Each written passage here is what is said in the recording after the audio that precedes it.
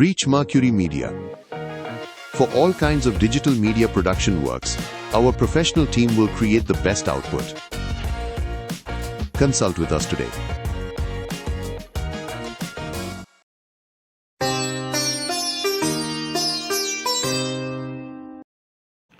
ஓம் சரணாகத தீனார்த்த பதித்ராண பராயணை சர்வஸ்யார்த்திகரே தேவி நாராயணி நமோஸ்துதே. வணக்கம் நேர்களே, இது மகாலட்சுமி ஜோதிடம் வழங்கும் காலச்சக்கரம். உங்கள் அன்பு ஜோதிடர் ஸ்ரீராம்ஜி பேசுகிறேன்.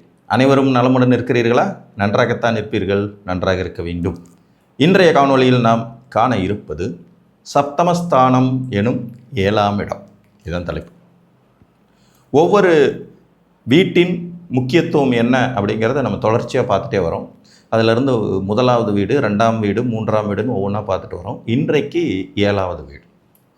இந்த சமசப்தம ஸ்தானம்னு சொல்லக்கூடிய 7ஆம் இடத்தின் ரகசியம் என்ன, 7ஆம் இடம் வாயிலாக நம்ம என்னென்ன அறிந்து கொள்ள முடியும் அப்படிங்கிறத பார்க்கலாம். ஒரு மனிதனுடைய சரிபாதி சமசப்தமம், அதாவது சரிபாதி அப்படிங்கிற இந்த வாழ்க்கை துணையை பற்றிய ரகசியங்கள் எல்லாம் தெரிஞ்சுக்கிறது இந்த 7ஆம் இடத்தின் மூலம் தான். எந்த மாதிரியான வாழ்க்கை துணை அமையும், திருமணத்துக்கு பிறகான வாழ்வியல் முறைகள் எப்படி இருக்கும், வாழ்க்கை துணையின் குணநலன்கள் என்ன, நல்ல கணவரா நல்ல மனைவியா, திருமணத்துக்கு பிறகு வாழ்க்கையின் வளர்ச்சி எப்படி இருக்கும், ஒரு திருமணம் தானா, மறு திருமண வாய்ப்புகள் எதுவும் ஏற்படுத்துகிறதா, 7ஆம் இடம் பழுதுபட்டிருக்கிறதா, இந்த 7ஆம் இடத்தின் வாயிலாக மனிதனுக்கு ஏற்படும் துன்பங்கள் என்னென்ன, திருமணத்துக்கு பிறகு வாழ்க்கையில் எந்த மாதிரியான மாற்றங்கள், வளர்ச்சிகள் அல்லது வீழ்ச்சி, சிரமங்கள் ஏற்படுங்கிறது எல்லாம் குறிப்பிடுற முக்கியமான ஸ்தானம் 7. 7 ஒரு கேந்திரத்தில் வரக்கூடிய வீடு. நமக்கு நேர் ஆப்போசிட்டில் இருக்கிற இடம் 7. அப்போ நமக்கு நேர் ஆப்போசிட்டாக வரக்கூடிய குணாதிசயங்களை குறிப்பிடுறதும், இந்த திருமணம் அப்படிங்கிற மாபெரும் பந்தத்தின்ல அவங்களுடைய குணாதிசயங்கள் நமக்கு எந்த மாதிரியாக ஒத்துப்போகும் அப்படிங்கிறத குறிப்பிடுறதும் இந்த வீட்டின் அடிப்படையில் தான். நார்மலாகவே 7ஆம் வீட்டின் ஆதிபத்தியம் அப்படிங்கிறது பெரிய சிறப்பான ஒரு நட்பு வீடாக இருக்கிறதுக்கான வாய்ப்புகள் கிடையாது. எந்த ஒரு லக்னத்தை எடுத்துக்கிட்டிங்கனாலும் 7ஆவது லக்னங்கிறது அதிசிறந்த நட்பு வீடு அப்படின்னு வரவே வராது. ஒன்று சம வீடாக வரும், இல்லைன்னா பகை வீடாக தான் வரும், இல்லைன்னா பாதக வீடாக தான் வரும். உதாரணமாக மேச லக்னத்துக்கு 7ஆம் இடம் ஒரு சம வீடு, சுக்கிரனுடைய வீடு. ரிஷப லக்னத்துக்கு 7ஆம் இடம் சம வீடு, ஆனால் மிதுன லக்னத்துக்கு 7ஆம் இடம் பாதக வீடு. கடக லக்னத்துக்கு 7ஆம் இடம் பகை வீடு, சனியோடது. சிம்ம லக்னத்துக்கு 7ஆம் இடம் கடும் பகை வீடு, கும்பம்.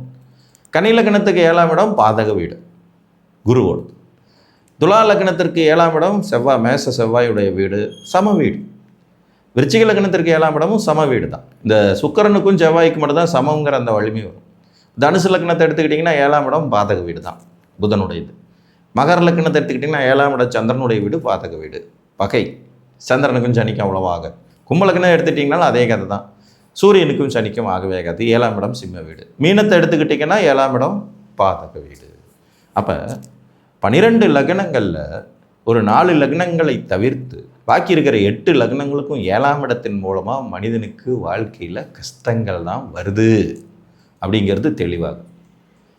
ஸோ இதிலிருந்து நீங்கள் ஒரு கால்குலேஷன் போடுங்க. இப்போ 100 பேர் எடுத்துக்கிட்டோம்னா அதில் கிட்டத்தட்ட 15 பேரை தவிர்த்து பாக்கி 85 பேருக்குமே திருமணம்ங்கிற அந்த பந்தம், உறவு அவ்வளோ சிறப்பாக அமையிறது இல்லை அப்படிங்கிறதான் இதுக்குள்ளே ஒழிஞ்சிட்ருக்கிற ரகசியம். காலத்தை கடத்தி கொண்டிருக்கிறோம், ஏதோ வண்டி ஓட்டிக்கிட்டு இருக்கோம், 2 பிள்ளைங்களாகி போயிடுச்சு அதுக்காக வாழ்ந்துட்டு இருக்கோம், சமுதாயத்துக்காக வாழ்ந்துக்கிட்டு இருக்கோம். இப்படியான பதில்களை தான் பெரும்பாலும் கேட்க முடிகிறது. இயற்கையின் படைப்பிலேயே அந்த சூட்சுமம் தான் இருக்குது. ஒரு மேச லக்னத்துக்கும் ரிஷப லக்னத்துக்கும் அந்த 7ஆம் இடம் சமத்துவம் அப்படிங்கிற மாதிரி வர்றது மாதிரி மற்ற லக்னங்களுக்கு வருவதில்லைங்கிறதே ஒரு பெரிய நெகட்டிவ். ஸோ அப்போ அந்த வகையிலேயே 7ஆம் இடம் சார்ந்த விழிப்புணர்வு நமக்கு ரொம்ப முக்கியம். அதற்கு அடுத்தபடியாக பார்த்திங்கன்னா இது ஒரு பொது மாரகஸ்தானம் அப்படிங்கிறதுனால 2ம் 7ம் பொது மாரகஸ்தானம் எல்லா லக்னங்களுக்குங்கிறதுனால இந்த 7ஆம் இடம் சார்ந்த விழிப்புணர்வு கட்டாயம் வேண்டும். மரணம் வரும் வழிகளை 7ஆம் இடம் வாயிலாகவும் நம்ம அறிய முடியும். 7ஆம் இடத்தில் இன்னொரு, அதாவது வாழ்க்கை துணையை தாண்டி மிக முக்கியமான விஷயம்னா இந்த மரணம் வரும் வழிகளும் இந்த வீட்டுக்குள்ளே ஒழிஞ்சிட்ருக்கும். ஒரு ஜாதகத்திற்கும் 7ஆம் இடங்கிறது ஒரு பொது மாரகஸ்தானங்கிறனால 7ல் உட்கார்ந்துட்டு இருக்கிற கிரகம் அல்லது அங்கே வலுப்பற்று இருக்கிற கிரகம், அந்த வீட்டின் அதிபதிகள் எப்போதும் மாரகம் தரும் தகுதியும் சேர்த்து கொண்டவர்கள் தாங்கிறத மறந்துடவே கூடாது. ஒரு மிதுன லக்ன ஜாதகத்துக்கு குருதிசை கொள்ளுமானா கொள்ளலாம், வாய்ப்பு இருக்குது. ஒரு கடகலக்கண ஜாதகத்திற்கு சனி திசை கொல்லுமானா கொல்லும், சாத்தியம் உண்டுன்னு தான் சொல்லணும். ஒரு மீன லக்ன ஜாதகத்திற்கு புதன் திசை கொள்வதற்கு வாய்ப்பு உண்டானா வாய்ப்பு உண்டு. சரியான பருவத்தில் சரியான நேரத்தில் அமைஞ்சுதுன்னா அந்த வேலையும் அவங்க செய்வாங்க. மாரகம் அதற்கொப்பான கண்டங்களை தரும் தகுதி உடையவர்கள் அப்படிங்கிறதையும் நம்ம இந்த இடத்துல மறந்துடக்கூடாது. ஸோ வாழ்க்கை துணையை தாண்டி மாரக சம்பந்தப்பட்ட விஷயங்களை இங்கே எடுக்கலாம். அதுக்கு அடுத்தபடியாக பார்த்திங்கன்னா சமுதாயம் சார்ந்த விஷயங்கள் இந்த இடத்துல ரொம்ப ரொம்ப முக்கியமான அமைப்பாக வரும். நம்ம சமுதாயத்துக்கு நாம் என்ன செய்ய போகிறோம், இந்த சமுதாயம் நமக்கு திருப்பி என்ன செய்ய போகுது, நமக்கும் சமுதாயத்திற்குமான உறவு நிலைகள் என்ன. 10க்கு 10ங்கிற பாவக விதிப்படியும் 7ஆம் வீடு வர்றதுனால தொழில் சார்ந்த சில விஷயங்களையும் 7ஆம் இடத்தின் அடிப்படையில் நாம் செயல்படுத்த முடியும். 10ஆம் அதிபதி ஒருவருக்கு 7ஆம் இடத்துல இருக்காருன்னா சமுதாயத்துக்கு பிரயோஜனப்படுற மாதிரியான ஒரு தொழில், சேவை தொழில்கள் செய்வது அவங்களுக்கு நல்ல ஒரு வளர்ச்சியையும் முன்னேற்றத்தையும் தரும் அப்படிங்கிறது ஒரு சூட்சுமமான விதி. புரியுதுங்களா? இப்போ என்னோடய ஜாதகத்திலே நான் மகர லக்னம், 10க்குடைய சுக்கிரன் 7ஆம் இடத்துல, சமுதாயத்திற்கான தொழில், சேவை தொழில். அப்போ அது ஆட்டோமேட்டிக்காக வளர்ச்சி அடைகிறது.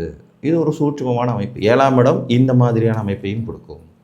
அப்போ தொழில் சார்ந்த சில விஷயங்கள், சமுதாயம் சார்ந்த விஷயங்கள், சமுதாயத்தினால் நாம் பாராட்டப்படுகிறோமா, சமுதாயத்தினால் நாம் தூற்றப்படுகிறோமா அப்படிங்கிறதையும் புரிந்து கொள்வதற்கு இந்த 7ஆம் இடங்கிறது மிக முக்கியமான ஸ்தானம். அதுக்கு அடுத்தபடியாக பார்த்திங்கன்னா கூட்டாளிகளை குறிக்கிறது. பார்ட்னர்ஷிப் டீலில் பண்ணக்கூடிய அனைத்து விஷயங்களும் 7ஆம் இடத்துலேருந்து எடுக்கணும். கூட்டுத்தொழில், இப்போ திருமணங்கிறதே ஒரு கூட்டு தானே, அது ஒரு ஒப்பந்தம், அக்ரிமெண்ட் ஃபார் மேரேஜ். அதாவது நம்ம திருமணத்தில் செய்து கொள்ளும் ஒப்பந்தம். நான் உனக்கு உண்மையாக இருப்பேன், நீ எனக்கு உண்மையாக இருப்ப, கடைசி வரைக்கும் நம்ம இணை பிரியாமல் இருப்போம், நம்ம குழந்தைங்கள நம்ம நல்லா பார்த்துக்குவோம், உன்னுடைய பெற்றோர்களை நான் மதிக்கிறேன், என்னுடைய பெற்றோர்களை நீ மதிக்க வேண்டும், உன்னுடைய உறவுகளுக்கு நான் முக்கியத்துவம் கொடுக்குறேன், என்னுடைய உறவுகளுக்கு நீ முக்கியத்துவம் கொடுக்கணும்னு பரஸ்பரம் ஒரு ஆணும் பெண்ணும் செய்து கொள்கிற ஒப்பந்தத்தின் வீடு தானே 7 திருமணங்கிற பந்தம். அப்போ அந்த பரஸ்பர ஒப்பந்தங்கள் அப்படின்ற கூட்டாளியின் நிலைப்பாடுகளை குறிக்கிறதும் இந்த 7ஆம் இடம். அப்போ நம்ம கூட்டு பிஸ்னஸ் பண்ண முடியுமா, கூட்டுனால நமக்கு லாபம் இருக்குமா, கூட்டு தொழில் வளர்ச்சி அடையுமா, கூட்டாளிகளால் நமக்கு ஆதாயம் இருக்குமாங்கிறதையும் 7ஆம் இடத்தின் வாயிலாக அறியலாம். மாரகம் 7ஆம் இடம், வாழ்க்கை துணை 7ஆம் இடம், சமுதாயம் நமக்கு 7ஆம் இடம் குறிப்பிடுகிறது. அடுத்து கூட்டாளிகளை 7ஆம் இடம் குறிக்கிறது. இந்த கூட்டாளிகளுடைய நிலைப்பாட்டை பொறுத்தே ஒரு மனிதனுடைய வெற்றி தோல்வி, வேலையில் ஏற்படக்கூடிய வளர்ச்சி முன்னேற்றங்கள் இதெல்லாம் கிடைக்கும். இன்னொன்று, மறைமுகமாக நம்ம எந்த மாதிரியான தொழில்களில் ஈடுபடுகிறோம், வருமானம் எந்த வகையில் வரும் அப்படிங்கிறதுக்கும் 7ஆம் இடம் ஒரு விதத்தில் உதவி புரியும். ஏன்னா இந்த 10க்கு 10 பாவக விதிப்படி 7ம் ஒரு விதத்தில் உங்களுடைய உத்தியோகத்தின் தன்மை என்ன அல்லது உங்கள் பிஸ்னஸோடைய தன்மை என்ன அப்படிங்கிறத தீர்மானிக்கும் சக்தி படைத்ததுங்கிறதுனால இந்த வீடு அந்த வகையில் கவனிக்கத்தக்க ஒரு வீடாகவும் ஆகிறது. ஸோ நம்ம என்ன செய்யலாம் உத்தியோகத்தில் அப்படிங்கிறத தீர்மானிக்கிறதுக்கும் இந்த வீடுக்கு அதிகமான முக்கியத்துவம் கொடுக்க வேண்டியதாகிடும். அதற்கு அடுத்தபடியாக பங்காளிகள் அப்படிங்கிறதையும் 7ஆம் இடத்தின் அடிப்படையில் எடுக்க முடியும். ஒன்று விட்ட பங்காளிகள், இப்போ நேரடியாக அண்ணன் தம்பி நம்ம கூடவே பிறந்தவங்க அப்படிங்கிறத நம்மளுடைய 3ஆம் இடம் 11ஆம் இடம் வாயிலாகவும் செவ்வாயின் நிலை கொண்டு அறிந்து கொள்வது போலவே சித்தப்பா பசங்க, பெரியப்பா பசங்க, அத்தை பசங்க, மாமா பசங்க, கசின்ஸு, ஒன்று விட்ட உறவுகள், அந்த வகையில் பங்காளிகள் அப்படிங்கிறது மாதிரி வர்றதெல்லாம் 7ஆம் இடத்துலேருந்து நம்ம கணக்கிட முடியும். அவர்களின் நிலைப்பாடு என்ன, அவங்களால நமக்கு நன்மை உண்டா தீமை உண்டா, இவர்களோடு தொடர்ந்து ட்ராவல் பண்ணலாமா வேணாமாங்கிறத குறிப்பிடுறதுக்கு 7ஆம் இடம் ரொம்ப முக்கியமானது. அதே மாதிரி ஒரு மனிதன் சமுதாயத்தினால் பாராட்டப்படும் அமைப்பிருக்கிறதா, சமுதாயம் இவன் செய்யும் செயல்களுக்கு அங்கீகாரம் கொடுத்து வருமானத்தை கொடுத்து பாராட்டையும் கொடுத்து வளர்ச்சி அடைய செய்யுமாங்கிற மிக முக்கியமான விஷயம் 7ல் ஒழிஞ்சிட்டு. நீங்கள் ஒரு ஃபீல்டை எடுத்து ஒர்க் பண்ணுறீங்க, அந்த ஒர்க்கு மேக்ஸிமம் மக்களுக்கு போய் சேர்ந்தால் தான் உங்களுக்கு லாபம். அந்த மக்கள் அந்த ஃபீல்டில் நீங்கள் செய்கிற சேவைகளை புரிந்து கொண்டு உங்களுக்கு அதுக்கான ரெகக்னைசிங் அங்கீகாரம் கொடுத்து உங்களை பாராட்டுறதுக்கான வாய்ப்புகளையும் 7ஆம் இடம் தான் குறிப்பிடும். 7ஆம் இடம் ரொம்ப கடுமையாக டேமேஜ் ஆகிருந்துச்சுன்னா சமுதாயத்தினால் பாராட்டியே அடைய முடியாது. என்ன பண்ணாலும் நம்மளை கண்டுக்கவே மாட்டாங்க, உதாசீனப்படுத்தி தூக்கி எறிஞ்சிட்டு போயிட்டே இருப்பாங்க. அதனால தான் சமுதாயம் சார்ந்த தொழில்கள் புரியும் ஜாதகங்கள் கேள்வி கேட்டாங்கன்னா நான் மெயினாக 7ஆம் இடத்தை ரொம்ப கவனமாக பார்ப்பேன். 7ஆம் இடம் சிறப்பாக இருந்தால் மட்டும்தான் இவங்களுக்கு செய்கிற தொழில்னால் அந்த சேவையினால் சமுதாயத்துக்கிட்டேருந்து ஏதாவது ஒரு ரிட்டர்ன் கிடைக்கிறதுக்கான சாத்தியக்கூறுகள் உண்டு. இப்போ ஒரு சினிமா நடிகராக இருக்கார், அந்த சினிமா நடிகர் நல்லா நடித்து கஷ்டப்பட்டு பயங்கரமாக எஃபர்ட் போட்டு பண்ணினாலும் 7ஆம் இடம் ரொம்ப டேமேஜாக இருந்ததுன்னா இவர் நடிக்கிற படங்களுக்கு பெரிதாக வரவேற்பே இருக்காது. ரொம்ப திறமைகள் இருக்குதான், இருந்தாலும் ஏதோ ஒன்று மிஸ் ஆகுதுப்பான்னு மக்கள் அப்படியே கடந்து போயிடுவோம். அதே 7ஆம் இடம் ரொம்ப ஸ்ட்ராங்காக இருக்கிற ஒரு சினிமா நடிகர் பார்த்தீங்கன்னா சாதாரணமாக ஏதாவது பண்ணாலும் கூட அப்படியே தலையில் தூக்கி வச்சுக்கிட்டு கொண்டாடுவான். ஸோ இந்த சமுதாயம் கொண்டாடும் ஸ்தானம் 7ஆம் இடம். சமுதாயத்தை குறிக்கிற ஸ்தானமும் 7ஆம் இடம் தான், சமுதாயம் கொண்டாடும் ஸ்தானமும் 7ஆம் இடம் தான், கூட்டாளிகளை குறிக்கிற ஸ்தானமும் 7ஆம் இடம் தான், கூட்டாளிகள் கொண்டாடும் ஸ்தானமும் 7ஆம் இடம் தான். கூட்டினால நமக்கு லாபம் இருக்காங்கிறது அதுதான்.